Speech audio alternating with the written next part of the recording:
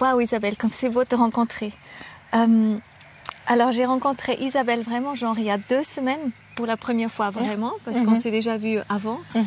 Et en fait tu m'as épatée de ta manière d'être et de vivre en fait. Parce que quand je te vois comme ça, je crois que tu es une femme, tu as un peu toutes les clés pour en fait une vie dans ces temps qui nous attendent. Ah oui. Parce que tu crées beaucoup de choses. Tu as ton jardin, tu fais ton pain, tu fais ton kéfir, tu fais toutes ces choses-là. Oui.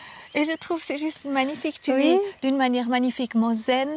Tu as trouvé une idée en fait de comment aider les paysans, les agriculteurs en fait, comment un petit peu. Où tu es en train d'essayer de faire avancer en fait une nouvelle idée, comment vraiment collaborer en fait avec ceux qui nous donnent la nourriture. Donc voilà, donc j'aimerais. Et je sais aussi que tu es très intéressée parce que tu étais prof anciennement et puis que tu as une idée aussi d'une école nouvelle. Oh donc oui. Si on va juste parler un petit peu de tout ça. Un petit peu, ça bouillonne déjà ici. Voilà, alors dis-moi, qu'est-ce que tu as envie de parler là? J'ai envie de parler de la situation actuelle pour commencer. Ok. Je bouillonne intérieurement, je suis heureuse, il faudrait peut-être pas le dire, hein? Ah oui. Mais je suis heureuse de cette situation parce qu'elle nous fait aller à l'essentiel. Et puis l'essentiel pour moi, c'est l'éducation, c'est comment je m'implique dans mon entourage. Et puis j'ai l'impression que j'ai des nouvelles idées et que je n'ai pas envie d'en parler beaucoup, j'ai envie de faire. Oui, mais là, vraiment, tu es invitée maintenant d'en parler, hein, parce que c'est pour ça qu'on est là volontiers. Si alors, tu peux nous partager je te parle des nouvelles idées. On a maintenant un congé à l'école qui est sur 4 à 5 semaines, je pense. Oui, en tout cas jusqu'au Et j'ai juste envie d'inviter des enfants. Ici. Mais pas seulement là, mais d'aller avec eux travailler chez mon voisin qui fait des légumes, d'aller à la ferme chez mes voisins qui font le fromage, le beurre, les patates. Le fromage, le beurre, les patates, oui. Quelle magnifique idée. J'ai envie d'amener des enfants dans des endroits réels, où les gens sont sains, où les gens sont enthousiasmés par la vie, qu'ils n'ont pas peur. C'est ça. Où les gens qui ont entrepris des choses nouvelles. Magnifique. Et mettre les enfants dans des choses vraies, enthousiasmantes, parce que comme ça, ils vont attraper des tas de petites graines qu'ils pourront faire fleurir plus tard. Absolument. J'ai envie de faire ça. J'adore. Absolument. Tu vois, mettre des enfants dans mon jardin, mais il faudrait qu'il y ait des animaux. Parce que les animaux, ça soigne, ça aide, ça... Je pourrais t'amener mon cheval et mon âne, par exemple. Voilà, pour les enfants, pour l'éducation. Non, c'est vrai. Faire des ateliers et puis arrêter avec tous ces tests et ces comparaisons.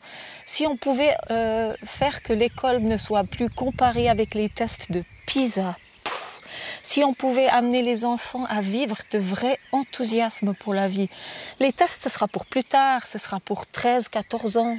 Mais avant ça, si on pouvait sauver l'enfance, si on pouvait tous faire des petits groupes et puis vivre des choses, et puis des choses vécues, en tirer l'essentiel, aller dans une chambre à un moment donné, aller dans la cuisine du paysan et puis travailler ce qu'on a vécu. Ça serait magnifique, non? Absolument. Et puis on ferait des rencontres avec des personnes âgées, on ferait des excursions, on ferait des balades. Mais avec ça maintenant, on est devenu un monde tellement contrôlé, il faut partout des petites signatures, il faut dire où on va, parce qu'on a peur de toutes sortes de choses. Mais c'est pas ça la vie. Mais c'est absolument applicable maintenant, parce que souvent les parents en ce moment, ils sont un petit peu démunis quand même, hein. Donc on est d'accord, donc on va donner ton contact et comme ça tu vas commencer à organiser ça? Peut-être. Et puis je connais aussi des paysans à Châteaudet qui... Ah d'ailleurs, j'organise des camps pour les enfants en été. Imagine, j'écris une petite pièce de théâtre, les accompagnants adultes se déguisent, les enfants ne savent rien du tout et tout à coup on apparaît devant le groupe d'enfants et ils nous voient déguisés et on est déjà dans la première scène où on raconte le trouble qui se passe. En fait, les éducateurs racontent, d'accord. Ils jouent, se déguisent. Et on a tous les enfants qui nous regardent comme ça. Qu'est-ce qui est en train de se passer? Qu'est-ce qui se passe? Et puis il y a un qui expose le problème. C'est-à-dire, je suis seule, je dois trouver mon chemin dans la vie. Comment je vais faire? Venez m'aider. Et puis, on demande qui vient m'aider et puis il y a tout tous le les groupe enfants se qui lève. Et qu'est-ce qu'on fait? On devrait faire avec les adultes aussi. Oui, ça marche aussi. Oui, je pense aussi. Hein. Oui, C'est il faut bon. leur dire de redevenir enfant. Puis alors après, les enfants se lèvent et ils entrent dans la pièce de théâtre, imagine, et ils ne le savent pas. Et on vit 4 jours dans une histoire, et on passe un col, 2 cols, on dort dans le foin. Mais oui. Et tu sais où on arrive? On arrive chez un l'agriculteur, paysan de montagne qui fait son fromage au fond d'une vallée où il n'y a pas d'électrosmog. On peut pas. On peut pas. Exceptionnel. Et là, le soir, notre histoire finit. Et là, on invite le paysan et on dit « raconte ta vie ». C'est beau. Et on a tous les enfants couchés dans le Excellent. foin, fatigués, mais déjà vraiment en train de fleurir. Et on a les enfants couchés dans le foin. Et le paysan raconte et répond à leurs questions. Et là, le lendemain, on va aider à faire le fromage, on va nourrir les vaches et puis on rentre à la maison. Mais ce genre d'expérience, c'est pour la vie qu'on reçoit des choses comme ça. Et moi, je souhaite faire ça beaucoup plus. Voyez-vous? On est d'accord. Magnifique. Voilà, ça c'était la question de Ouais. l'éducation. Ouais, ça c'est une super. Quand j'avais 24 ans, je voulais sauver le monde, j'étais déjà comme ça. Et puis, je m'étais posé la question, mais que faut-il faire pour sauver le monde? Et tu sais, j'ai trouvé qu'une idée. C'est ouvrir une école Steiner. Et ça, j'ai cherché, j'ai fait un séminaire en Allemagne. Et après, nous avons ouvert notre propre école dans une ancienne ferme. Et là, ça a été pour moi des années et des années de développement, de donner et puis faire des grands pas et accompagner des enfants. Et ça a été formidable dans mon expérience de vie. Oh, bravo. Ouais. Mais aujourd'hui, c'est Steiner ou pas Steiner. C'est en fait l'idée, c'est la même. C'est simplement une école où tu prends l'enfant avec ses talents, tu l'accompagnes plus que tu les éduques justement, tu les regardes un peu égal à égal, et en fait tu l'aides à développer ses capacités, ses dons, ses talents. Tu le vois vraiment. C'est ça.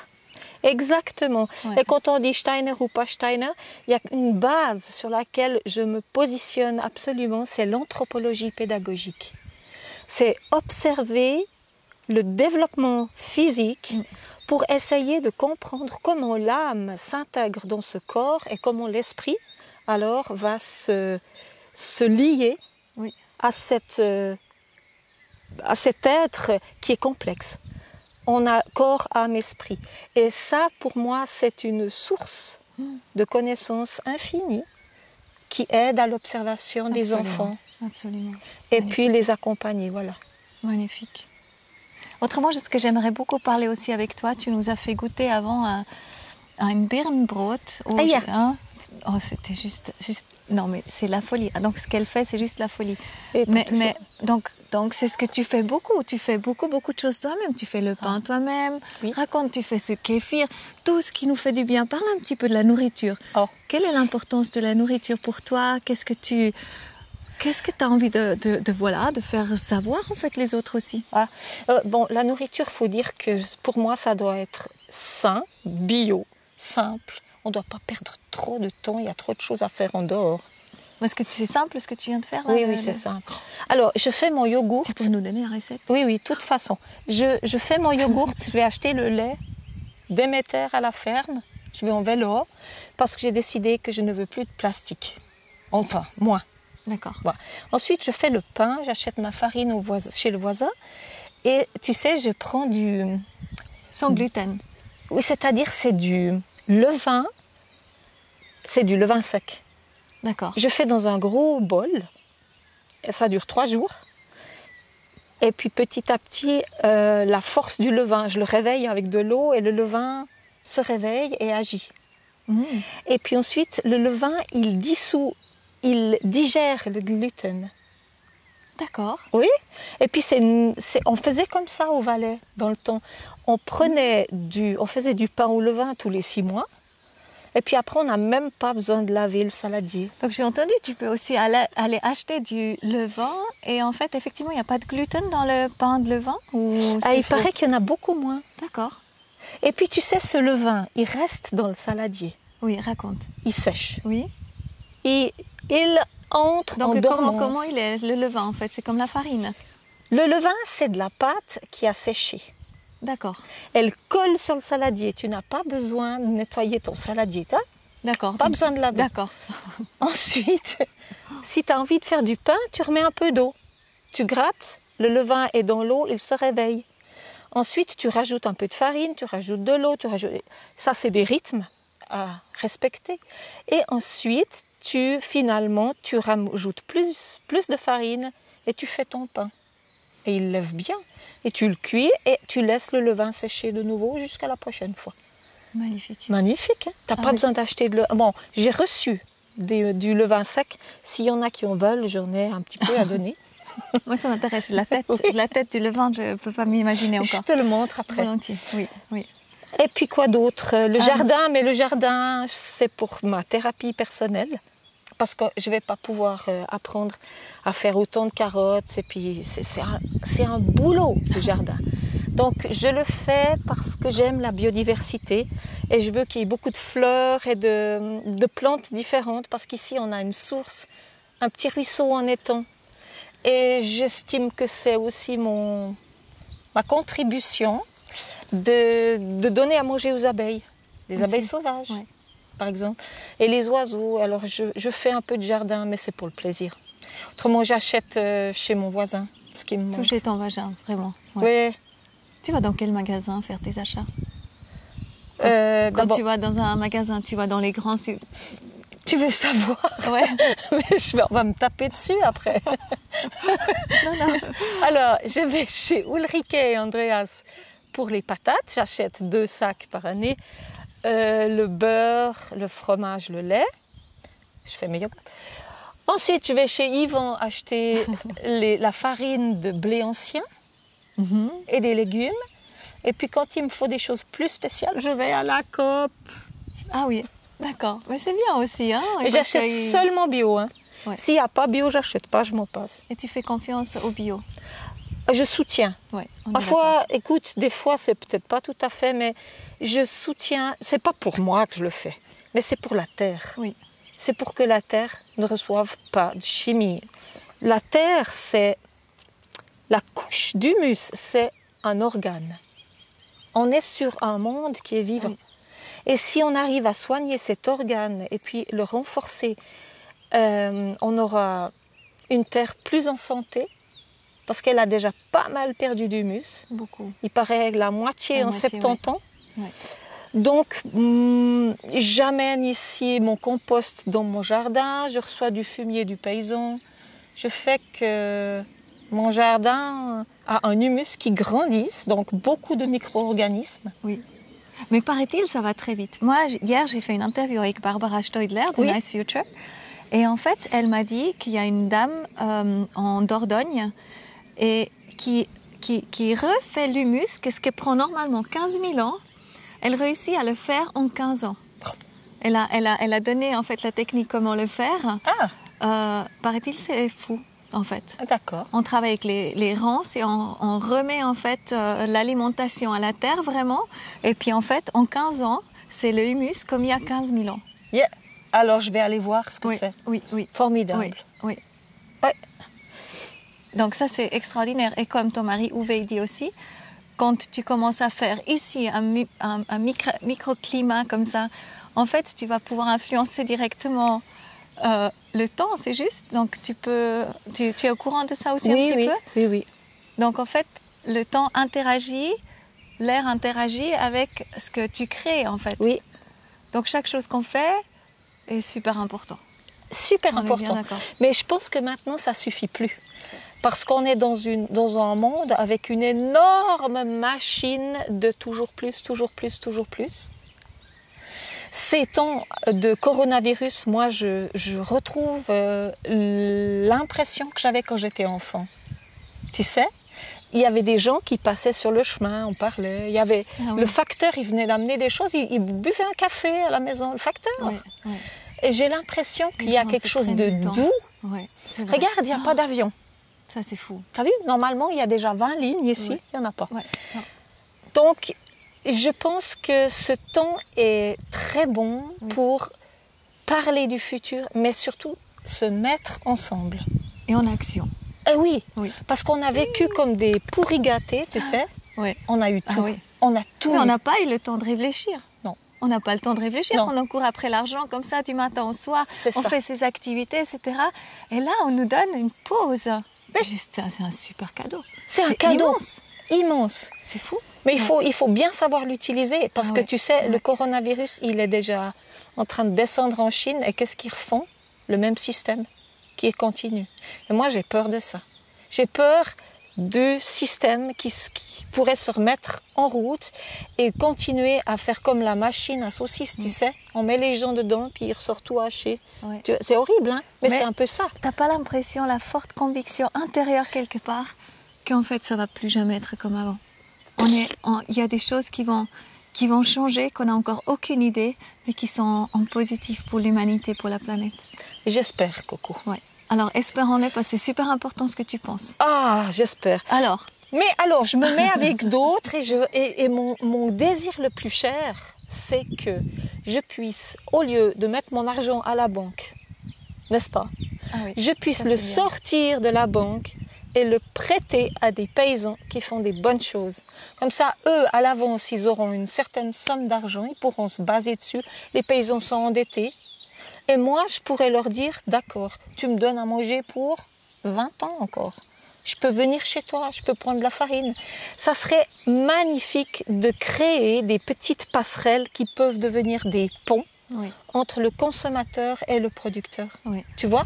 Oui, ça j'ai trouvé. Et ce temps-là, c'est béni pour ça. Parce qu'on réfléchit tous, on a moins à manger, comment on va faire? Et je pense qu'il faut faire dans ce temps d'incertitude des beaux actes pour soutenir ceux qui nous nourrissent. Oui, absolument, je suis d'accord avec toi. Ouais. Je crois que c'est bon. Est-ce qu'il y a encore quelque chose dont tu aimerais parler? La liberté humaine, j'aimerais en parler parce que elle rétrécit un petit peu, la liberté humaine. Elle rétrécit par une empreinte des médias, une empreinte de l'utilisation de toutes les machines électroniques. Et moi, j'espère que cette liberté, elle fleurisse chez les gens qui se disent « ça, j'en ai pas besoin, ça, je vais faire autrement, ça, on va se mettre à discuter ensemble et on n'a pas besoin d'obéir à tout ce qui nous est montré. » Est-ce que c'est plutôt ça ou c'est peut-être la responsabilité de chacun, qu'on revient, en fait, que chacun reprenne la responsabilité et puis on se dit peut-être ceux qui nous dirigent, ils n'ont pas mangé la raison, en fait. Non, c'est peut-être faux ce que je dis, mais ils n'ont pas... en fait, ils nous donnent quelque chose à vivre, mais en fait, c'est pas forcément ça. On n'a jamais réfléchi par nous-mêmes, en fait. Justement, notre éducation, notre façon de nous nourrir, etc. On va dans les magasins, on achète, mais on n'a jamais réfléchi vraiment. Et c'est cette liberté-là dont tu parles, même par rapport à tout ce qui est médecin, les soins qu'on propose jusqu'à maintenant. On est malade, on va avoir un médecin. Mais peut-être il y a plein d'autres choses à faire, justement. On peut se nourrir autrement, on peut guérir par la nourriture, on le sait. C'est prendre cette autoresponsabilité. C'est ça ce que tu veux dire avec la liberté? Oui, et je te remercie, Coco, parce que ce mot de responsabilité, il est important. Responsabilité, j'achète quelque chose au magasin, eh bien, moi, je fais toujours un exercice. Vous savez quoi? Je me mets devant et je me dis, qu'est-ce qu'il a fallu pour que cette chose soit là? Oh, c'est beau ça. Et tu sais quoi? Quand je vois des tomates qui viennent d'Espagne, pas à la bonne saison, je vois les serres en plastique, je fais un voyage et je me dis, ça je ne soutiens pas. Tu vois? Oui. Et ça, c'est une responsabilité de conscience. Absolument. Et je pense que c'est ça qui peut nous faire avancer tous. Exactement, tu votes. Avec chaque produit que tu achètes, tu votes pour une condition de travail à l'autre bout du monde. C'est ça. c'est ça. Ouais. Et avec le temps, on peut sentir beaucoup plus. Tu sais, au début, on fait un exercice d'imagination. Ouais. Hein? Et après, tu le regardes. Et après, on peut sentir des choses. Ouais. Après, c'est bien peut-être bénir aussi, parce que c'est quand même des produits vivants. Ouais, c'est ça. Ouais. Mais alors, j'aimerais terminer en disant que pour moi, il y a des grands enjeux. Il y a des choses très lourdes et très noires qui nous viennent à la rencontre, mais que ça ne sert à rien d'entrer dans des groupes de terroristes. Ce qui compte, c'est de faire un travail sur soi. Oui. Tu vois, un travail spirituel sur soi. Oui. Et je crois que c'est le défi de ce qu'on est en train de vivre. Et on peut se demander ce que c'est. C'est difficile de travailler sur soi, tu es d'accord, hein? On se dit maintenant, ma petite, prends-toi en main. Eh bien moi, je prends ça chaque jour et je réfléchis et j'ai déjà quelques petites pistes, tu vois, entre la méditation, mais pas la méditation qui me fait voir le monde tout en rose, non, une méditation bien ancrée. Oui. Ah oui, et puis en fait, je pense la meilleure piste que tu fais, tu mets tes mains aussi dans la terre. Regarde. Voilà, c'est ça. Tu mets tes mains dans la terre, de la manière que tu travailles les matières, etc. Tu es quelqu'un, justement, tu as la tête dans les étoiles et puis les pieds vraiment bien sur le sol. J'espère. Uwe m'aide à mettre les pieds sur le sol. Ah oui. Voilà, merci Coco. Merci beaucoup à toi. C'était un plaisir. C'est un plaisir de te rencontrer. Oui, pareil. Merci beaucoup Isabelle. Alors le meilleur et puis... Merci. Yes. Ciao. Merci.